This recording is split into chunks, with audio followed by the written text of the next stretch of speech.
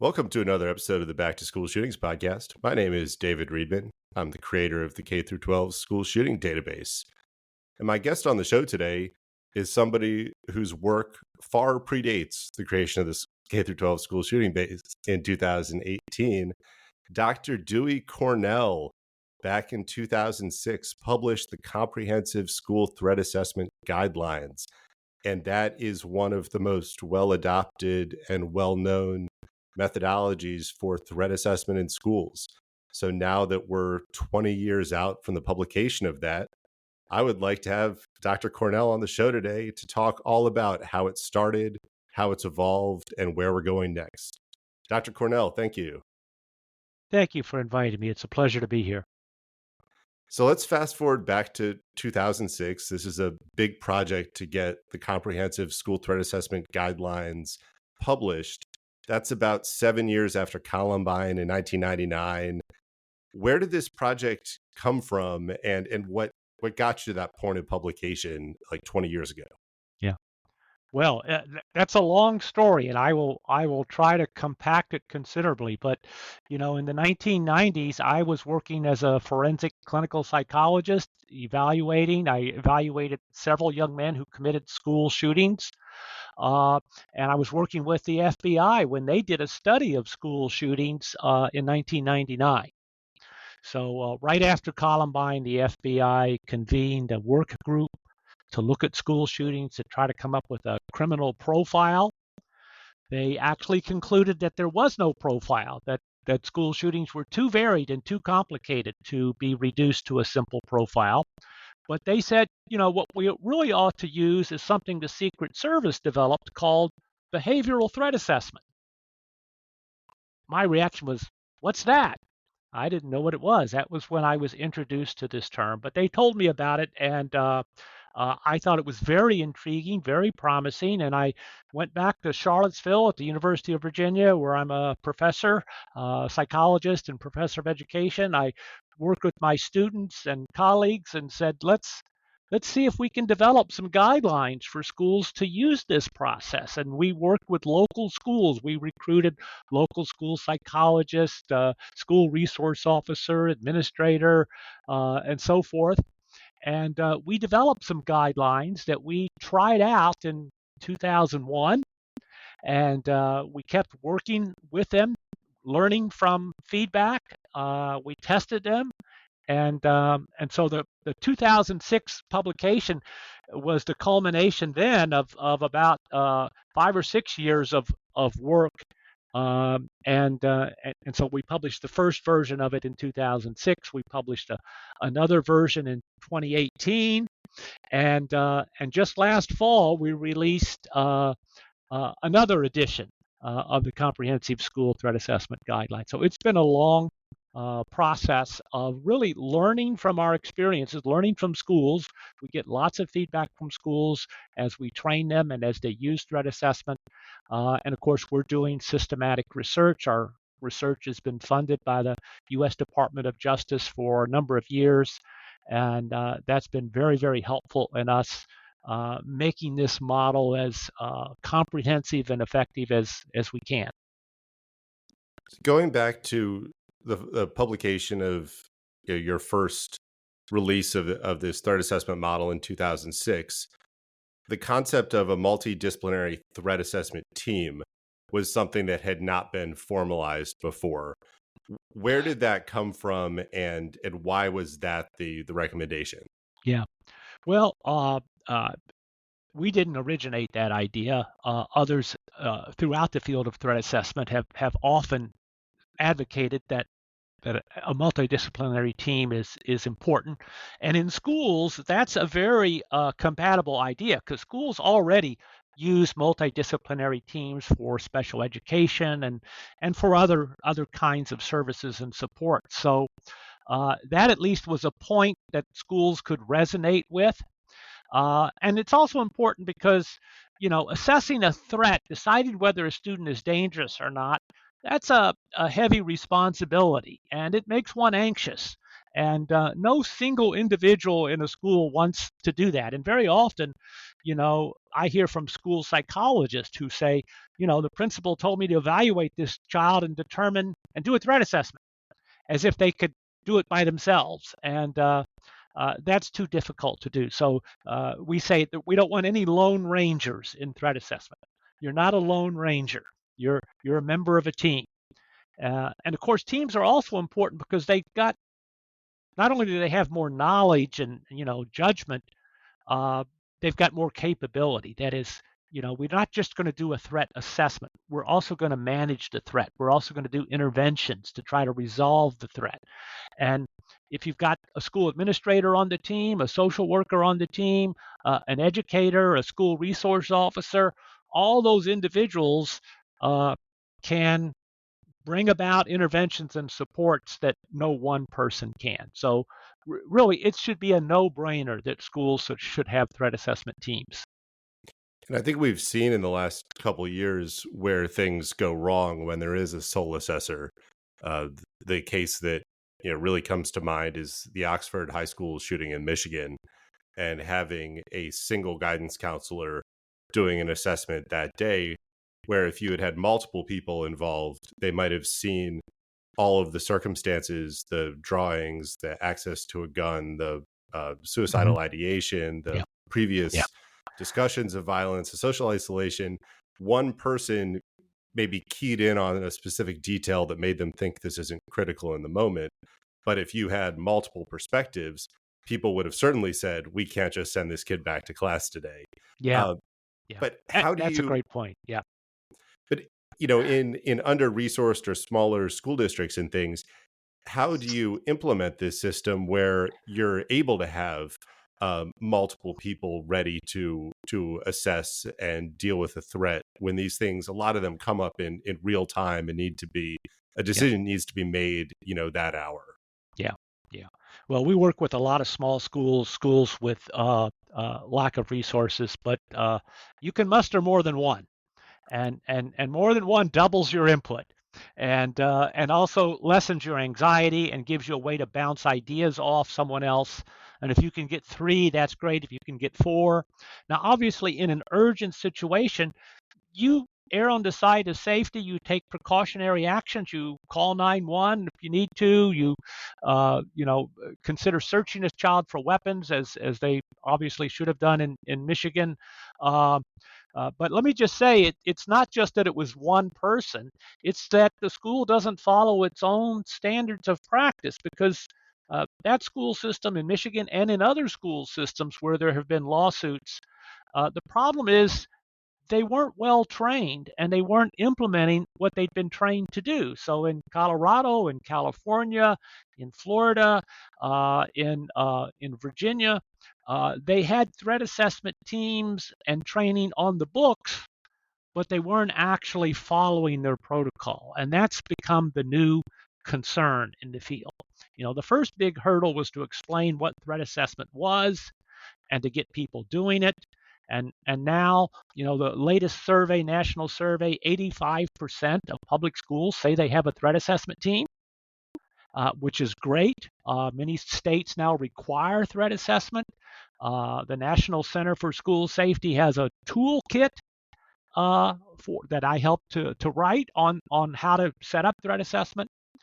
And ASIS, the American Society for Industrial Security, has new technical standards in school security, specifically on behavioral threat assessment and management. And those have already been subject to public review. And my understanding is they're now going through a final approval process. So I think in the next year we're going to see ACES standards too. So lots of emphasis now on standards. We know what threat assessment is. We've got it in our mind. We need to do it, but we need to know how to do it right. And that's, I think, the next big challenge in our field. Yeah, the other single point of failure that has come up in a couple recent incidents, I'm thinking about a imminent school shooting plot at Marymount High School in Ohio, and then also Appalachia High School in rural Georgia. In those cases, even if the school had a threat assessment structure in place, there was just a regular patrol police officer that was dispatched to the student's house to do an interview and do an assessment. Yeah. And in both of those cases, the single officer, just did a very cursory interview, didn't ask any detailed questions, didn't separate the kid from their parents, talked more than the students did, and then just said, well, we've been out here. It looks like this is just boys being boys, and we're going to head on back to the station. How do you also expand this to, kids are in school for 8 hours a day. There are all these interactions that take place outside of school that can feed into threat assessment. Yeah. A single police officer could make the determination that ends up never even getting to then engage with threat assessment team. Well, we advocate having school resource officers or at least a law enforcement liaison on our threat assessment teams for the reasons that you described. That is, they have access to information. They can go to homes. They've got access to court records and community events that the schools might not know about. So I think it's important to have a link with law enforcement. And of course, we are now talking about threat assessment teams at the community level. I mean, this kind of violence is far more common in our communities outside of schools than in schools. So if you think we need threat assessment teams for schools, we certainly need it for our communities, for our universities. I'm on a university threat assessment team, and I see a lot of community-based violence that we deal with. So threat assessment is a very valuable concept to be used across settings. Law enforcement should be involved, and as you point out, we don't want one person being the decision maker. The human brain, as wonderful as it is not entirely reliable when it comes to making judgments under uncertainty and estimating probabilities. And it's better to have a team to reflect on those ideas and maybe push back a little bit. And then have a protocol to follow. So when, in our threat assessment model, if you're not sure that this is, a transient threat that's not serious, then you move ahead with further assessment. You treat it as more serious and go forward until eventually you do reach a point of confidence in a team that you've resolved it. So you raised some good points with those examples. And on the point of you want to have multiple people involved in an assessment, it's not just multiple people, but it's multiple different fields, multiple different views. You don't want to have everybody that's been socialized into exactly the same type of thinking. Looking at the Central Visual and Performing Arts high school shooting in St. Louis a couple years ago, the mother called police, said, I think that my son is planning to commit a school shooting. He's bought an AR-15. We have it here in the house. I think something really bad is going to happen. The police came out. Their whole interview is on the body camera footage. And the police officers say, no crime has been committed yet. He's a legal owner under Missouri's state laws. We can't take this gun. There's basically nothing that we can do. You have a group of police officers, but they are all socialized under exactly the same conditions, following the same sets of protocols. Yeah. If you also had a social worker there, if you also had a mental health expert there, you would have somebody from a different perspective to say, wait, this kid's been hospitalized 6 times for suicide attempts. Yeah. He's writing about suicidal ideation and homicidal ideation. Yeah. Even if we can't legally take his gun, let's get him into an appointment tomorrow. Let's get him into a care facility of some sort. I think that's where it's not just about multiple people. It's multiple people that are going to attack the problem from different viewpoints. Yeah, you're absolutely right. We don't want a single mindset shared by everybody who's following the same playbook. We do need multiple disciplines, but the other problem in that example is the orientation in law enforcement that if no crime has been committed, there's nothing we can do. And that's something that I know many modern law enforcement officers wince when they hear that, because they know that's an old school way of thinking that is not appropriate for prevention purposes. And certainly as officers, we want to detect an offense and respond to it.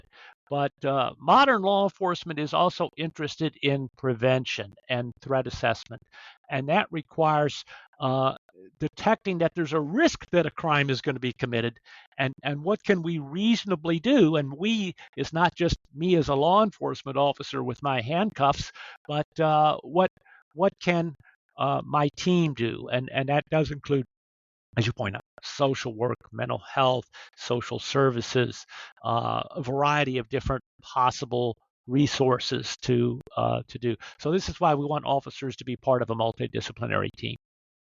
And that really illustrates the gap that we have in modern policing in the United States between really progressive and in terms of data driven education, evidence based policing that you have in well resourced, usually large city police departments or large suburban police departments compared to kind of the good old boy way of doing things that happens in a lot of very small and rural police departments where either you just don't have the education and training and resources, or there's just not and there's not the community expectation to have that more modern orientation. I think we see that in the data on shootings at schools, that looking by number of students, there are twice as many shootings at rural schools compared to urban schools.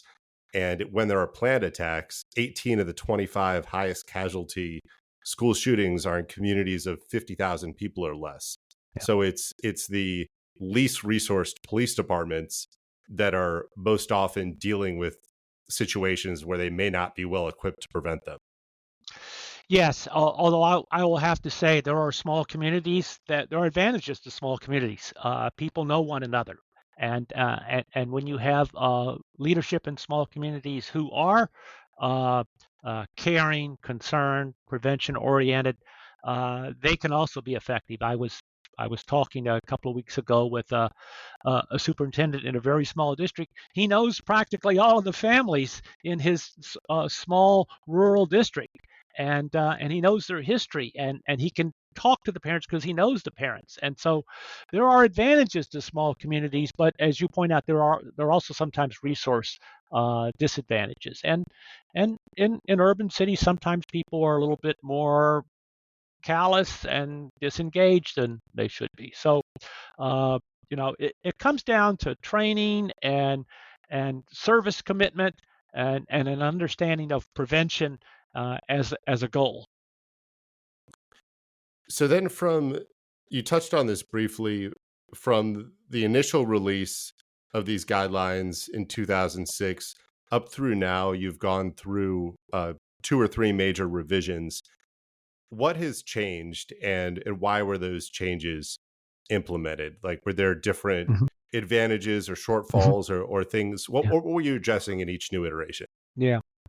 Well, we got lots of feedback from practitioners, from educators, from law enforcement, from others using the threat assessment guidelines, uh, things that needed to be clarified, uh, because there's a lot of judgments and decisions to be made, and you don't want a decision rule that is so simplistic that there aren't exceptions to it. And so that was important to clarify.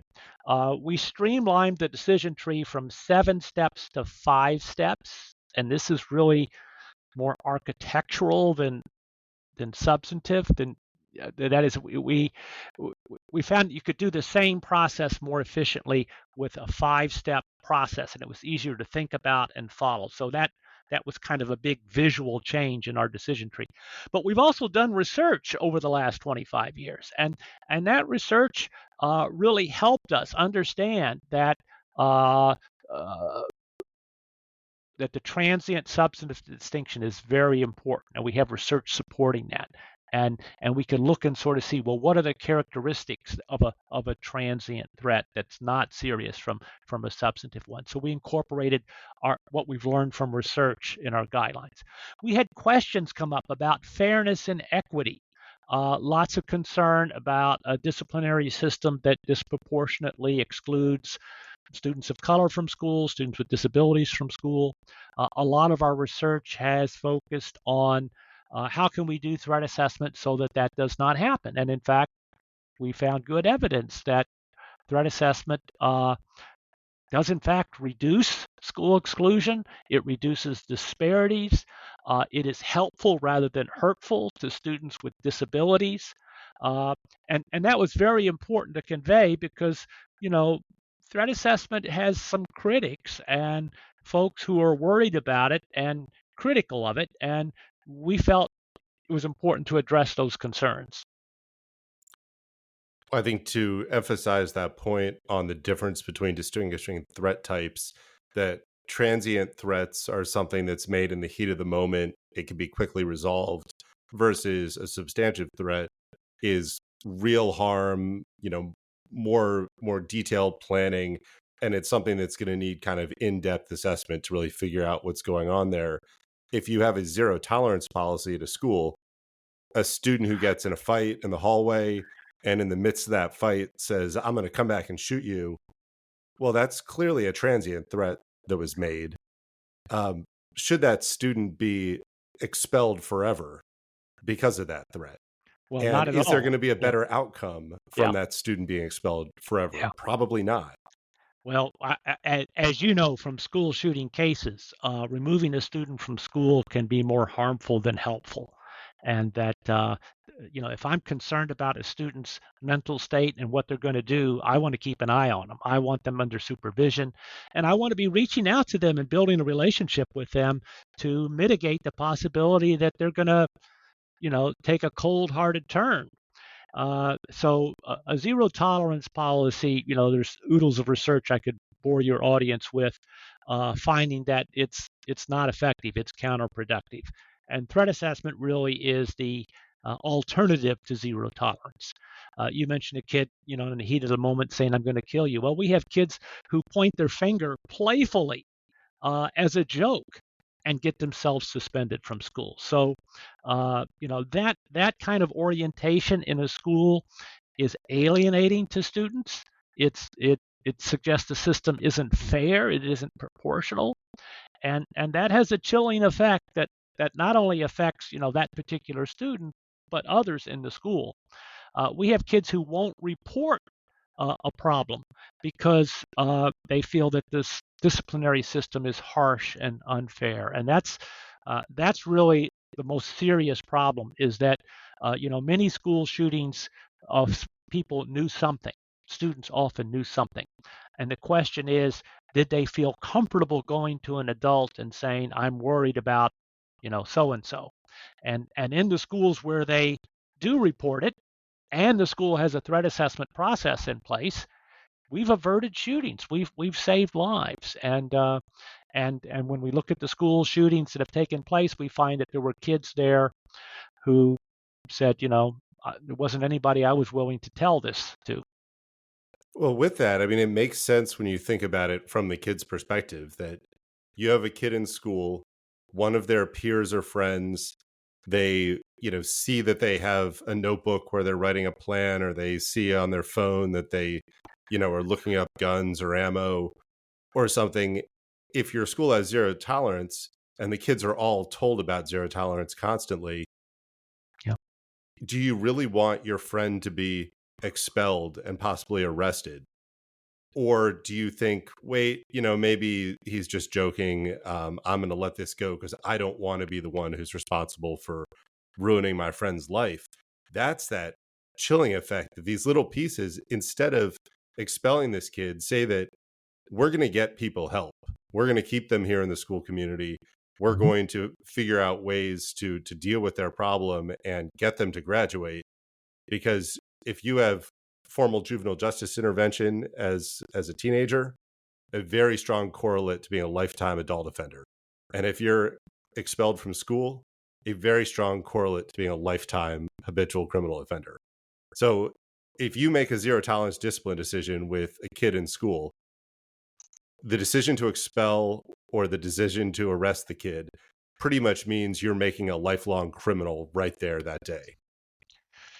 It really can have long-term consequences. We know that each suspension of a student in school increases the likelihood that they will drop out of school and increases the likelihood that they will end up in the juvenile, if not adult, criminal justice system. It increases the risk, in other words. Um, and we don't want kids to feel like they are making such a draconian decision in reporting someone for something, because if students feel like, oh, I'm only going to report it if I'm absolutely sure that somebody's going to be killed, well, that's a difficult decision, and they might not be right about that. And I would much rather that people be told, you don't have to decide how serious a threat is. If you're worried about it at all, report it and let us take a look at it. And they have to feel comfortable that the people taking a look at it are, human beings, who aren't going to follow a draconian zero tolerance approach, but are going to try to figure out, okay, if this is serious, we're going to deal with it. If it's not serious, we're going to resolve it. And so that's kind of the orientation that we want the schools to have and for students to feel in their school climate. Yeah, and that's the importance of having discretion, at all levels in the education system and in the criminal justice system, because all Yeah, situations are not the same. And if you treat them all the same, you can have really bad yeah, outcomes. And unfortunately, when legislation and policy is made around school violence, it's often in the immediate aftermath of a high profile attack and is within weeks of the Parkland shooting. Florida passed a zero tolerance discipline policy in their schools. Right after the Uvalde shooting, there was a surge in multiple jurisdictions there having zero tolerance policies, and you see the consequences in real yeah, time. I worked with yeah, This American Life on a profile of a girl in Texas where she heard a classmate talking about a shooting threat. And so she put, I think there might be a school shooting, into her group chat with her friends.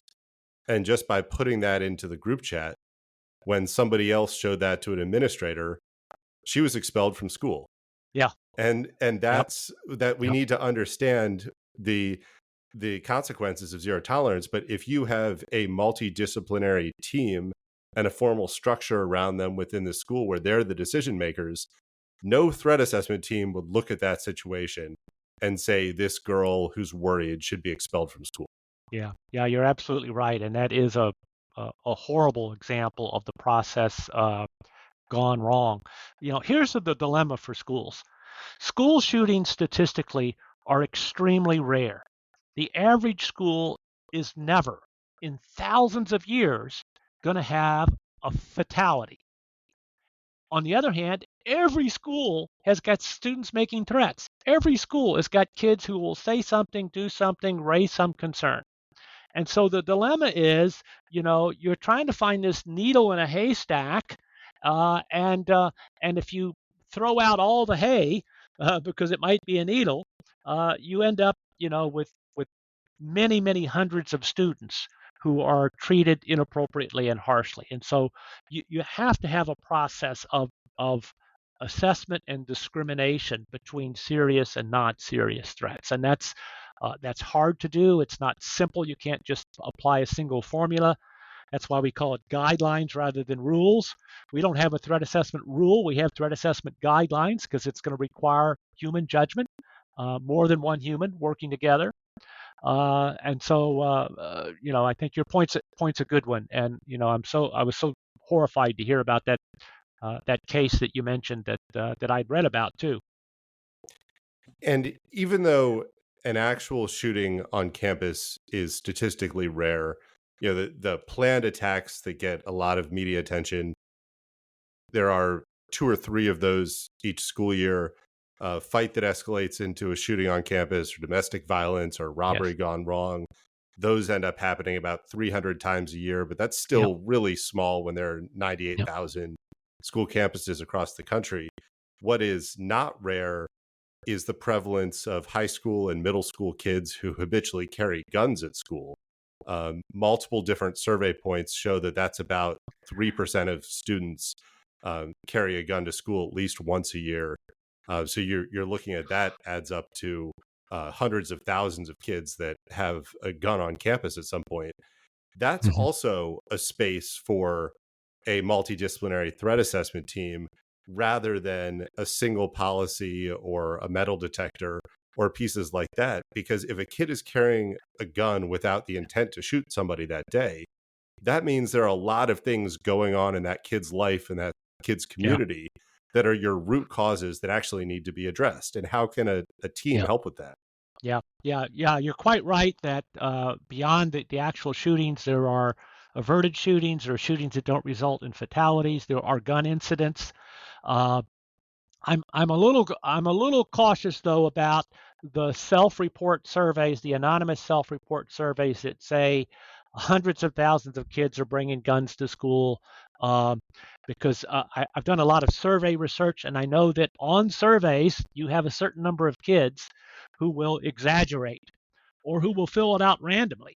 And if you fill out a survey randomly, the incidence of bringing a gun to school will be much higher than it actually is. So I suspect there is some inflation of the reports of kids bringing gun to school, but certainly there are kids bringing guns to school, and that's very concerning. And we're not going to stop that with just metal detectors. We need human beings having relationships with students. Uh, and we need to be wary of problems like gangs. Uh, the biggest category of school shootings is really gang-related shootings, and most of us think about the kid who's been bullied, who carries out a mass shooting, and those are horrible, and we're trying to prevent them. But under the radar screen, not getting as much news, are kids who bring a gun to school because they're part of a gang, or they're afraid of another gang, or they're going to shoot somebody for some gang-related reason. And so, gang violence is quite a serious problem, and threat assessment can help with that as well. Yeah, to kind of put an asterisk on that, uh, whether it's gang related is something that I track in the incidents of gunfire in school Hmm. property. Well, there are some that appear to be either kind of neighborhood or group related conflicts. Uh, the most common situation is just a straight interpersonal conflict. Hmm. So it's either an ongoing dispute between some people, or it's some sort of acute thing where somebody insulted another person, somebody stepped on their shoes, somebody did that. It's it's groups where kids don't understand how to resolve the conflict.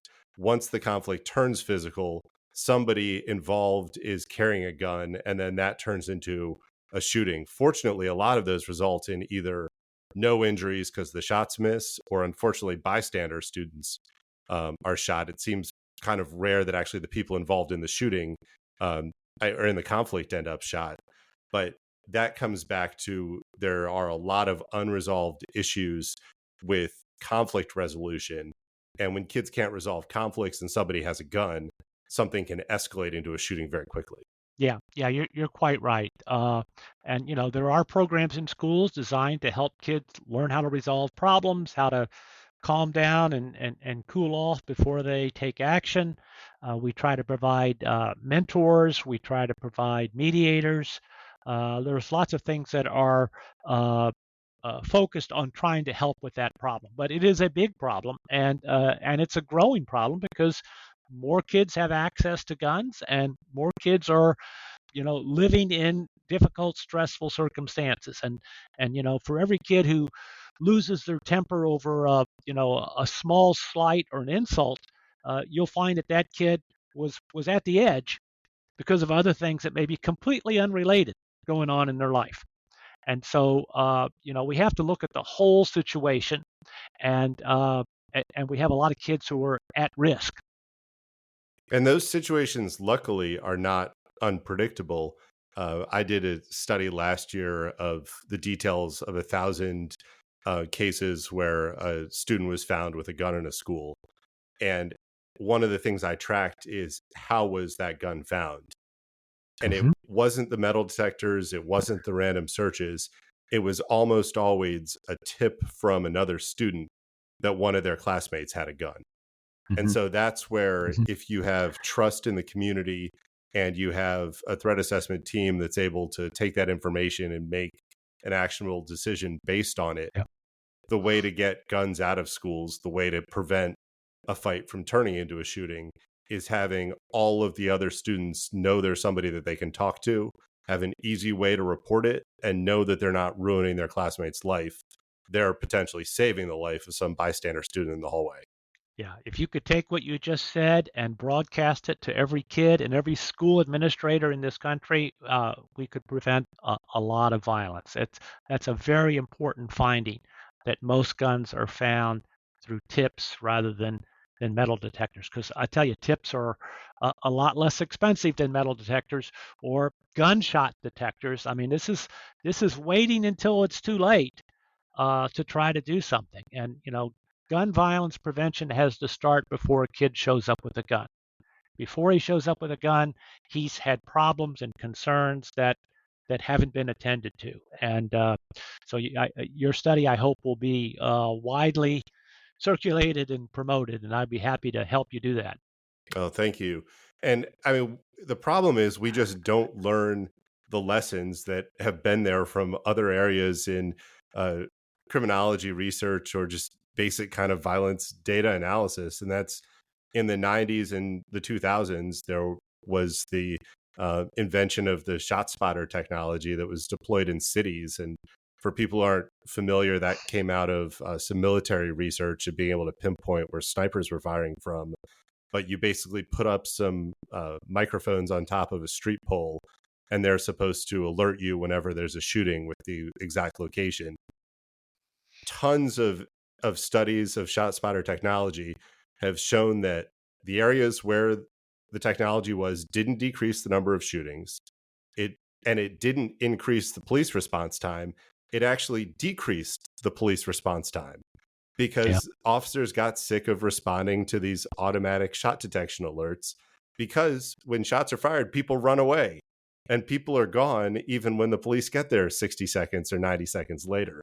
So we have this evidence that technology, reactive technology combined with policing, doesn't have an impact on prevalence of violent crime.